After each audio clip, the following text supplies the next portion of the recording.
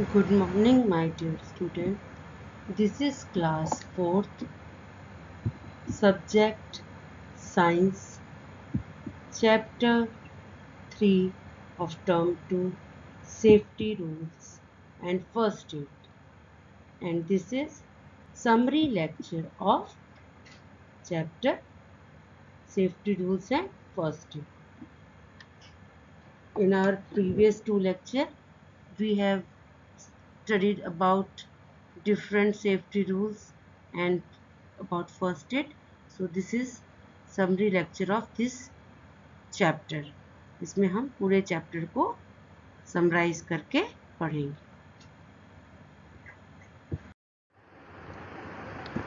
Safety at home. Accidents at home are mostly caused due to fire falls, electric shock, or poisoning. Do not hurry while climbing up or down the stairs. Keep the floor clean and dry. Put your toys and bags at their proper places. हमें अपने घर पर कुछ safety rules को follow करके हम अपने घर में सेफ रह सकते हैं, क्योंकि मोस्टली जो एक्सीडेंट है घर में वो फायर फॉल्स की वजह से या इलेक्ट्रिक शॉक की वजह से या पॉइजनिंग की वजह से होते हैं. इसके लिए हमें ध्यान रखना चाहिए कि जब भी हम सीढ़ियों से ऊपर उतरे या नीचे आएँ तो बहुत जल्दबाजी में नहीं उतरना या चढ़ना चाहिए. अपने फ्लोर्स को हमेशा क्लीन और ड्राई रखना चाहिए. अगर पानी गिर गया या कुछ गिर गया है तो उसे तुरंत साफ कर देना चाहिए. अपने टॉयज़ को, बैग्स को और अपनी सभी चीज़ों को प्रॉपर जगह पर रखना चाहिए. Do not go near a burning stove. Turn it off when it is not in use. Do not wear synthetic clothes in the kitchen because these clothes catch fire very easily. Handle all the electric equipment, that is toaster, iron, heaters, coolers, table lamps, etc. with great care. कभी भी जलते हुए stove, जलते हुए चूल्हे या gas के पास नहीं जाना चाहिए और जब इसकी ज़रूरत ना हो तो इसे ऑफ कर देना चाहिए. कभी भी सिंथेटिक कपड़े पहनकर किचन में नहीं जाना चाहिए, क्योंकि अनफॉर्चुनेटली अगर आग लगती है तो सिंथेटिक कपड़े जो कॉटन के नहीं होते हैं वो कपड़े जल्दी से आग पकड़ लेते हैं. घर में जो इलेक्ट्रिक इक्विपमेंट्स या अप्लायंसेस हैं जैसे toaster, iron means press, heater, cooler, table lamp, इन सबको जब भी आप यूज़ करें तो उन्हें बहुत केयरफुली आपको हाथ लगाना चाहिए, अदरवाइज़ शॉक लगने का डर रहता है. Do not touch any wire or switch with wet hands, and make sure that all the electric appliances are in order and there is no cut in any wire. In case a person gets shocked or you see spark, turn off the main switch to stop the electricity. हमें कभी भी electric appliances को या किसी भी wire को, switch को जो है वो ऐसे टच नहीं करना चाहिए, गीले हाथों से टच नहीं करना चाहिए और ये श्योर कर लेना चाहिए कि कोई भी तार, कोई भी वायर में कट ना लगा हो, क्योंकि उससे इलेक्ट्रिक शॉक लगने का डर रहता है। और अगर उसके बाद भी किसी को कोई शॉक लग जाता है या आप कभी स्पार्क देखते हो अपने घर में, तो आपको फटाफट से मेन स्विच जो है इलेक्ट्रिसिटी का उसे बंद कर देना चाहिए, जिससे पूरे घर में इलेक्ट्रिसिटी की सप्लाई रुक जाए और जो भी फॉल्ट है, जो भी प्रॉब्लम है, उसे सॉल्व करवा लिया जाए या अपने बड़ों को आप बता सकते हैं कि ये प्रॉब्लम हो रही है। Do not take any medicine without a doctor's advice. Self-medication lead to many problems. Do not burn crackers within the house and without your parents' help. हमें घर पर अगर कोई प्रॉब्लम हो गई है तो उसके लिए बिना डॉक्टर की एडवाइस के कोई मेडिसिन नहीं लेनी चाहिए। सेल्फ मेडिकेशन से हमें कुछ भी प्रॉब्लम हो सकती है। मे बी हमें वो जो दवाई हम अपने आप लें वो कुछ एलर्जी कर जाए या कोई रिएक्शन कर जाए या हमारी कुछ और प्रॉब्लम भी बन सकती है। इसीलिए हमें अपने आप बिना डॉक्टर की एडवाइस के मेडिसिन नहीं लेनी चाहिए। बिना आपके पेरेंट्स के हेल्प के आपको घर के अंदर या बाहर क्रैकर्स नहीं जलाने चाहिए। इस तरह से आप कुछ सेफ्टी रूल्स का ध्यान रख के आप अपने घर में सेफ रह सकते हो। Safety on the road. Road accidents are very common, especially on the busy roads of town. Every day, many people are killed or injured seriously because they do not follow the safety rules on the road. Here, some of the road safety rules are given which must be followed by us. Now, हम देखते हैं और सुनते हैं newspapers में, televisions में और अपने रिलेटिव से, फ्रेंड से भी कि जो हमारे टाउन की या हमारे शहर की जो बिज़ी रोड है वहाँ मोस्टली या तो एक्सीडेंट की वजह से कई जन इंजर्ड हो जाते हैं या कई लोगों की डेथ हो जाती है, जस्ट बिकॉज ऑफ कि हम या सामने वाला कुछ सेफ्टी रूल्स का ध्यान नहीं रखता। अगर हम रोड पर जा रहे हैं, मार्केट में या क्रॉस कर रहे हैं रोड पर या कुछ भी बाहर हैं, घर से बाहर है, तो हम कुछ बातों का ध्यान रखेंगे तो हम अपनी और दूसरों की सेफ्टी कर पाएंगे। Always walk on the footpath if there is no footpath. Walk on the left side of the road. Never walk very close to any animal like cow, donkey, horse or monkey.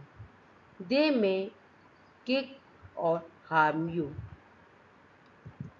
Never cross the road behind a parked vehicle. हमें हमेशा footpath पर चलना चाहिए और अगर कहीं footpath नहीं है तो हमेशा हमें अपने लेफ़्ट साइड में ही चलना चाहिए। कभी भी आप किसी रोड पर काऊ, डंकी, हॉर्स, मंकी या कोई और दूसरे जानवर हों, उन्हें आप उनके बिल्कुल पास में नहीं चलना चाहिए, ना आप उन्हें टीज़ करना चाहिए, ना उन्हें आपको तंग करना चाहिए, क्योंकि अगर आप उन्हें तंग करोगे तो वो आपको किक कर सकते हैं या आपको नुकसान पहुंचा सकते हैं। कभी भी किसी पार्क्ड व्हीकल के पीछे से रोड को क्रॉस नहीं करना चाहिए, क्योंकि आपको नहीं पता होगा कि उस व्हीकल के अंदर कोई है या नहीं है, और वो अगर बैक कर रहा होगा अपनी व्हीकल को तो आपको चोट लग सकती है, आप गिर सकते हो। तो इन बातों का आपको ध्यान रखना होगा। Always cross the road at a zebra crossing or cross where there is safe crossing. Look carefully on the side if there is no vehicle coming, then you can cross safely. Do not try to get down from a moving bus. हमेशा जब भी आप road cross करें तो आपको zebra crossing के through ही road cross करनी चाहिए। हमेशा क्रॉस करते टाइम आसपास देख लेना चाहिए कि कोई व्हीकल तो नहीं आ रहा है, उसके बाद ही आपको क्रॉस करना चाहिए। और कभी भी मूविंग बस से, चलती हुई बस से आपको उतरना या चढ़ना नहीं चाहिए। Safety at school.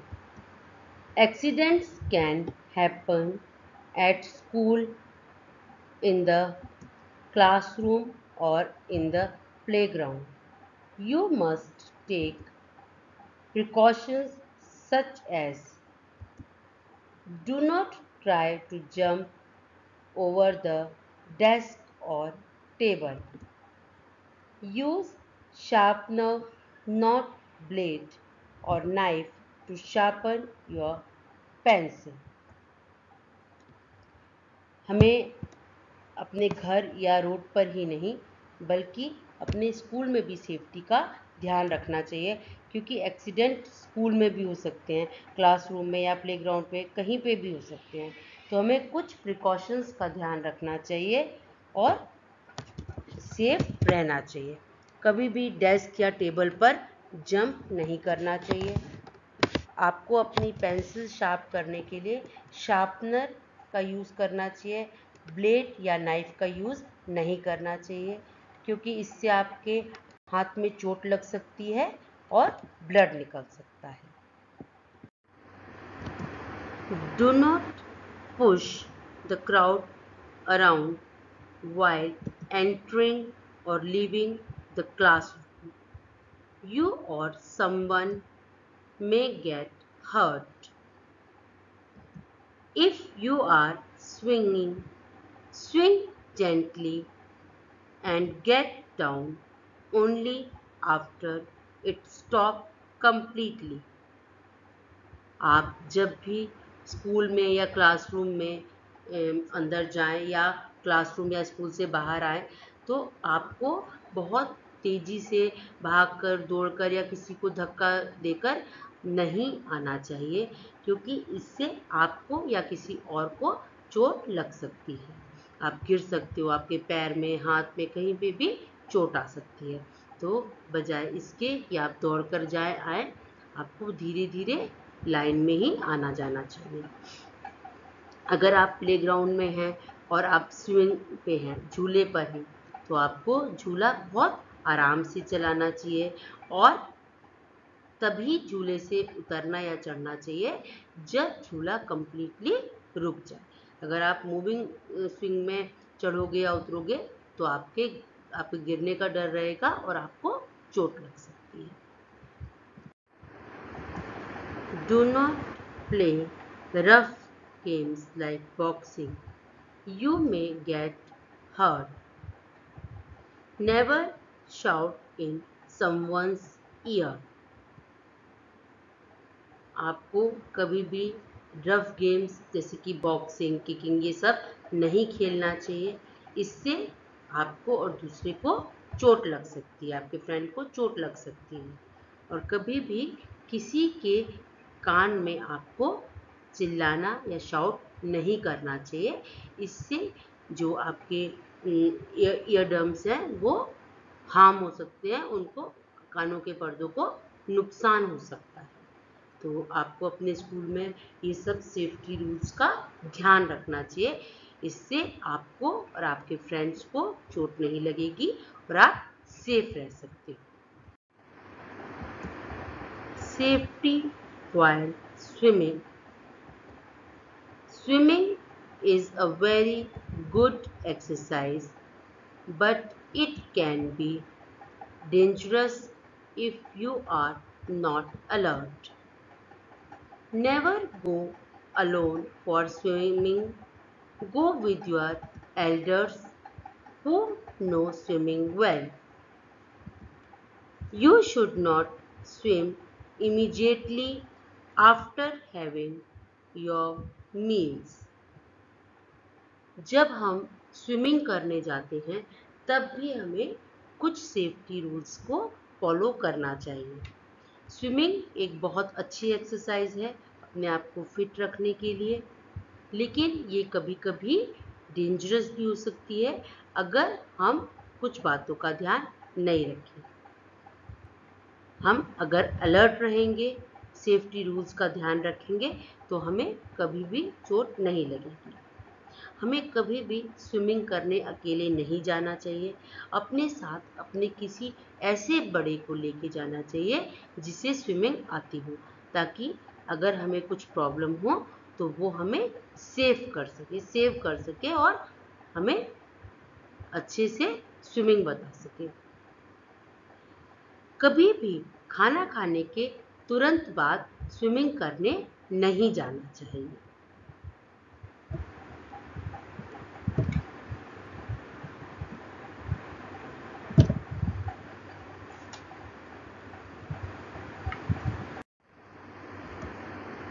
Always swim in a clean pool.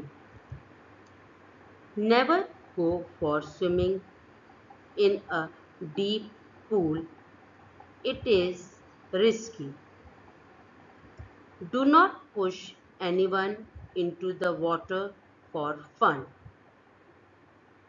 हमें हमेशा साफ पूल में ही स्विमिंग करने जाना चाहिए। गंदे पानी में या गंदे पूल में स्विमिंग के लिए नहीं जाना चाहिए। उसमें जर्म्स हो सकते हैं, हम बीमार पड़ सकते हैं। कभी भी बहुत गहरे पानी में स्विमिंग के लिए नहीं जाना चाहिए, ये रिस्की हो सकता है। कभी भी किसी को अपने मज़े के लिए या अपने फ़न के लिए पानी में पुश नहीं करना चाहिए। हो सकता है उसे स्विमिंग आती है, नहीं आती, पानी से डर लगता है, तो अपने फ़न के लिए हमें कभी भी किसी को पानी में पुश नहीं करना चाहिए। तो इस तरह से हमें कुछ सेफ्टी रूल्स का ध्यान रखना चाहिए जब हम स्विमिंग में हों, जब हम घर पे हों, जब हम रोड क्रॉस कर रहे हों, क्लासरूम में हों, स्कूल में हों, प्लेग्राउंड में हों। तो जब हम इन सभी चीज़ों का ध्यान रखेंगे तो हमें कभी भी चोट नहीं लगेगी, हमारे साथ कभी भी कोई एक्सीडेंट नहीं होगा। तो इन बातों का, इन सेफ्टी रूल्स का हमें हमेशा ध्यान रखना चाहिए। What is first aid? Accident can happen anywhere and anytime. So we must know what help should we give when someone get hurt or injured. The immediate help that is given to an injured or ill person before a doctor comes, the person is taken to a hospital is called for first aid. First aid क्या होता है? Actual में accident कहीं पे और कभी भी हो सकते हैं, किसी को कैसे भी चोट लग सकती है। तो हमें ये पता होना चाहिए कि हम कैसे किसी की हेल्प कर सकते हैं उस समय।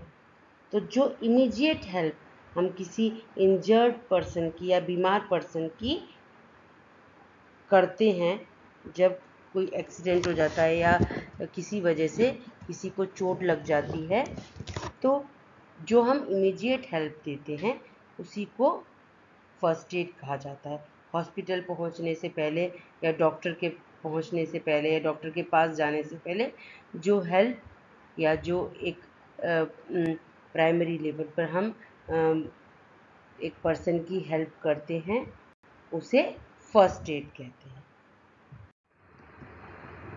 Why is first aid important? To save life, to prevent the condition from worsening, to speed up the recovery.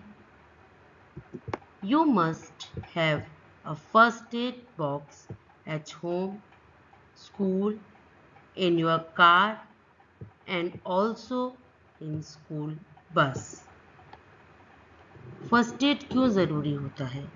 जब भी किसी को चोट लगती है तो उस इंजर्ड पर्सन की लाइफ को सेव करने के लिए, किसी की भी कंडीशन अगर ख़राब होती जा रही है उसे बचाने के लिए, स्पीड अप रिकवरी के लिए, जल्दी से रिकवरी के लिए, ठीक होने के लिए, इन सभी चीज़ों के लिए फर्स्ट एड की ज़रूरत होती है। अगर आपके सामने किसी को चोट लग जाती है, किसी भी तरह से किसी का कोई एक्सीडेंट होता है, एक्सीडेंट मीन्स हिट करना ही नहीं होता, कुछ भी एक्सीडेंट, कट लग जाना, वॉमिट हो जाना या अचानक से कुछ भी मिस हैपनिंग सी हो जाना, उसे एक्सीडेंट ही बोलते हैं। तो उस कंडीशन में हम अलग अलग कंडीशन में अलग अलग तरह से फर्स्ट एड दे सकते हैं ताकि लाइफ को बचाया जा सके। हमारे घर में, स्कूल में, कार में, स्कूल बस में, सब जगह एक फर्स्ट एड बॉक्स होना ज़रूरी है। First aid. The first aid box must contain the following item: a roll of cotton, a roll of cotton bandage, Dettol or any antiseptic lotion, any antiseptic cream to be applied on the injured area, a pair of scissors.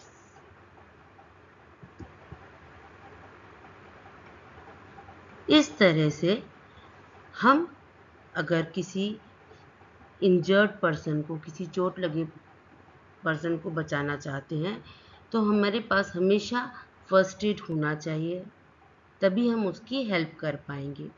एक first aid box में एक cotton role, एक cotton bandage, Dettol या कोई भी antiseptic lotion, antiseptic cream जो कि injured जगह पर लगाई जा सके, और एक पेयर सीजर्स का होना चाहिए। We all have made first aid in our previous classes.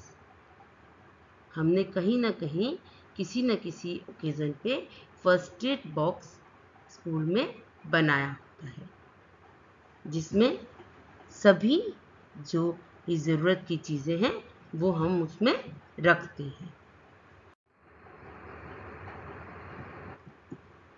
Remember the following points. Never panic if there is an accident. Immediately call an adult person for help. Do not allow the people to gather around an injured person. See that he or she get enough air to breathe. Make him or her sit or lie down. कुछ बातें जो हमें किसी के भी accident के time ध्यान रखनी चाहिए। हमें कभी भी परेशान नहीं होना चाहिए अगर कोई एक्सीडेंट हो जाए, क्योंकि अगर हम परेशान हो जाएंगे तो हम उस पर्सन की हेल्प नहीं कर पाएंगे। इमीडिएटली अपने से किसी भी बड़े पर्सन को आप बुला के लाएंगे। कभी भी इंजर्ड पर्सन के आसपास बहुत सारे लोगों को इकट्ठा नहीं होना चाहिए। ये देखना चाहिए कि उसको अच्छे से हवा आ सके, वो अच्छे से ब्रीथ कर सके। उसे साइड में बिठा देना चाहिए या लिटा देना चाहिए।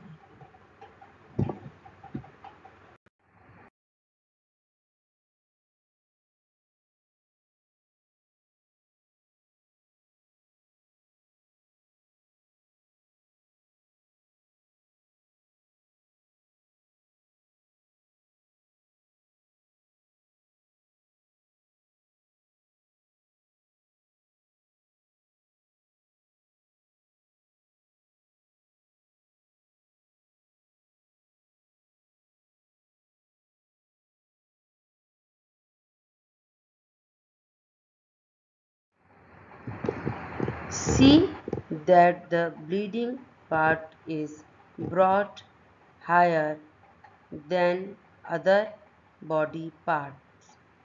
Apply ice pack if available and then take him to a doctor in an ambulance or any other vehicles. Keep dust and flies away from the wound as they cause more harm to the wound. अगर bleeding parts है, अगर किसी part से bleeding हो रही है तो हमें उसे ऊंची जगह पर रखना चाहिए और दूसरी बॉडी पार्ट से, जैसे अगर पैर है तो उसे सीधे रखने चाहिए ताकि ब्लीडिंग कम हो सके। और उसके बाद अगर अवेलेबल है तो आइस पैक, ऐसा पैक जिसमें आइस भरी होती है, आइस पैक उस जख्म वाली जगह लगाना चाहिए और तुरंत विक्टिम को डॉक्टर के पास एम्बुलेंस में या जो भी व्हीकल अवेलेबल हो उसमें ले जाना चाहिए। जो आपका किसी पर्सन का जो जख्म है या वाउंड है उसे खुला एकदम डस्ट में या फ्लाई से, मक्खियों से दूर रखना चाहिए, नहीं तो ये जख्म को और भी ज़्यादा नुकसान पहुंचा सकते हैं। If a person gets fainted, rest his or her head lower than his or her body. This helps to increase the supply of blood to the brain. Minor burn can be soothed with clean cold water or ice. Antiseptic cream can also be used. Severe burns should only be treated by the doctor. So rush to the doctor for medical help. अगर कोई person बेहोश हो गया है तो उसके सिर को हमें उसकी दूसरी बॉडी के पार्ट से ज़्यादा लटका देना चाहिए, इसे नीचे की तरफ कर देना चाहिए ताकि जो ब्लड का सप्लाई है वो ब्रेन तक इजीली पहुंच सके और पर्सन नॉर्मल हो सके। अगर माइनर बर्न है, छोटा मोटा बर्न है, तो उसे क्लीन वाटर और आइस से धो देना चाहिए और एंटीसेप्टिक क्रीम लगानी चाहिए। अगर बहुत ज़्यादा जल गया है कोई तो उसे तुरंत डॉक्टर के पास मेडिकल हेल्प के लिए ले जाना चाहिए। Insect bite, apply antiseptic cream, wash the wound with cold water and place ice pack and rush to a doctor. Never take any medicine without a doctor's advice. Always label all the medicines and keep them away from children. अगर किसी insect ने काट लिया है तो हमें तुरंत उस पर एंटीसेप्टिक क्रीम लगा देनी चाहिए। उसे एक ठंडे पानी से धोकर उस पर आइस पैक लगाकर डॉक्टर के पास ले जाना चाहिए। कभी भी कोई भी दवा बिना डॉक्टर के एडवाइस के नहीं लेनी चाहिए। हमेशा सभी मेडिसिन्स पर लेबल लगा होना चाहिए ताकि हमें ये पता हो सके कि कौन सी दवा किस बीमारी के लिए या किस प्रॉब्लम के लिए है। इन दवाओं को बच्चों की पहुंच से हमेशा दूर रखना चाहिए। इस तरह से आपका ये चैप्टर पूरा हुआ। आपको इस चैप्टर को बहुत अच्छी तरह से पढ़ना है। आपको इस चैप्टर में पता चला कि कैसे हम अपने आप को घर में या स्कूल में, बस में, रोड पे, प्लेग्राउंड में, स्विमिंग के टाइम, कहीं पे भी थोड़े बहुत सेफ्टी रूल्स का ध्यान रखते हुए अपने आप को सेफ रख सकते हैं।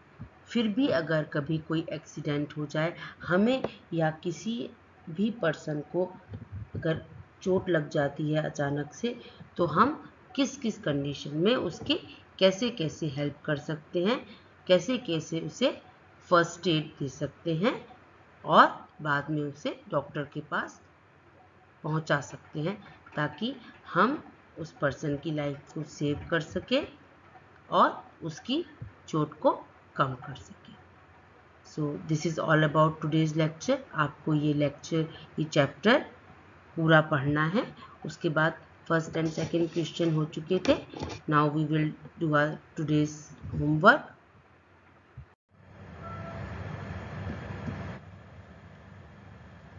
Today's homework. Do the assignment. I have uploaded an assignment on Edquar as well as on WhatsApp. मैंने एक असाइनमेंट इस चैप्टर से रिलेटेड एडक्वार पर भी अपलोड किया है और व्हाट्सएप पर भी शेयर किया है। आप वो असाइनमेंट देखकर उसे सॉल्व कर सकते हैं। So goodbye for today, take care.